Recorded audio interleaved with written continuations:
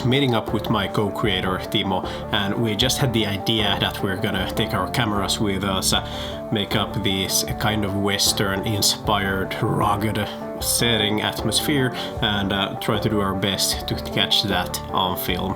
Let's dive into how we got these shots.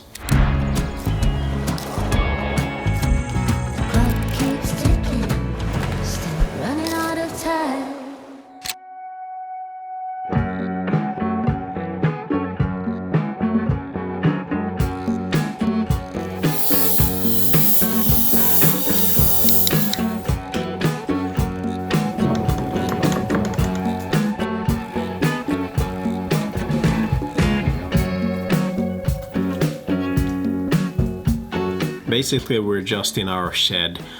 It's not like a garage or barn or anything, it's just like a large shed. So we were inside of that because it has this rustic atmosphere.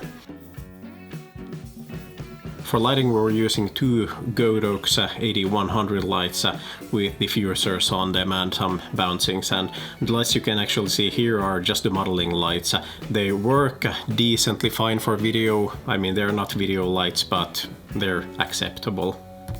And I'm gonna spoil the secret ingredients, the sauce for all of this. I mean, it's gotta be the haze, the smoke machine. That's everything you need to get good looking photos. Get a harsh light from one side, add some smoke, and you can already see that it's just going to be, it's going to be perfect. Barely visible in the outside of the frame, we can see here we have also a tube light with us. That's just a RGB light set to a really warm fire-like color.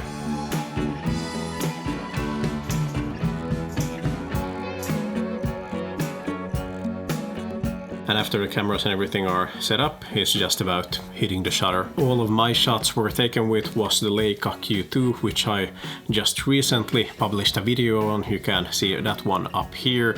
It's about my first impressions. I haven't been using it that much, so I'm not really yet capable of using the camera to its full potential. But now, retrospectively, to a photo shoot like this, most likely I would have preferred to just bring a Sony mirrorless, just so I could have changed or swapped the lens to get a different kind of compression and get that additional bokeh.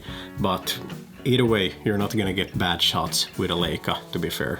Timo, on the other hand, he was shooting with his Sony a7 IV, but I, in all honesty, don't recall what lenses he was using, so he might be commenting down there below in this video that what glasses he was using. The main light setup is just from our perspective over here on the left hand of the frame. You can see that there's the light at just a 45-degree angle to the side and about 45 degrees upwards. The other light you can see on the right side of the frame is actually pointed away from Timo, the subject, and it's just to give this small atmospheric or ambience light, because I mean, after all, it was a shed and it was completely dark, so we needed to add literally all of the lights.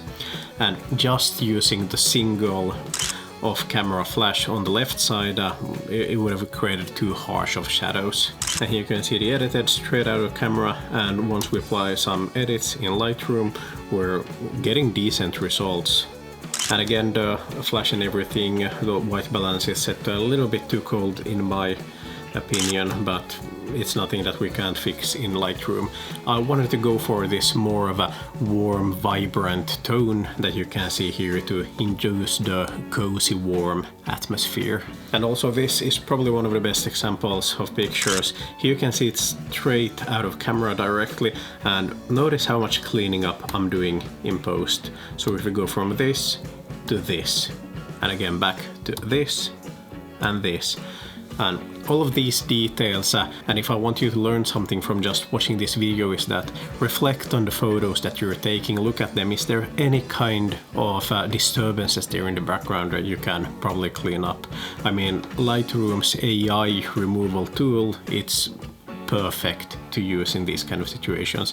It's super fast, easy and convenient, and it just gives that final touch to your pictures. This was just meant to be a quick video on showcasing the actual light setup, the atmosphere, the vibe, the environment and everything behind those pictures that we took, because those pictures turned out to be pretty fucking good, if you ask me. And now you can see that the setup and everything used was rather simple in a way. So if you learned something from this video, make sure to hit the thumbs up button down there, and also subscribe so you don't miss out on a future junk I post here. Perhaps you'll learn something. And meanwhile, if you're curious about the Leica Q2, you might want to check out this video over here where I talk about my first impressions of it. Thanks for riding fences with me today, and I'll catch you next time. See ya.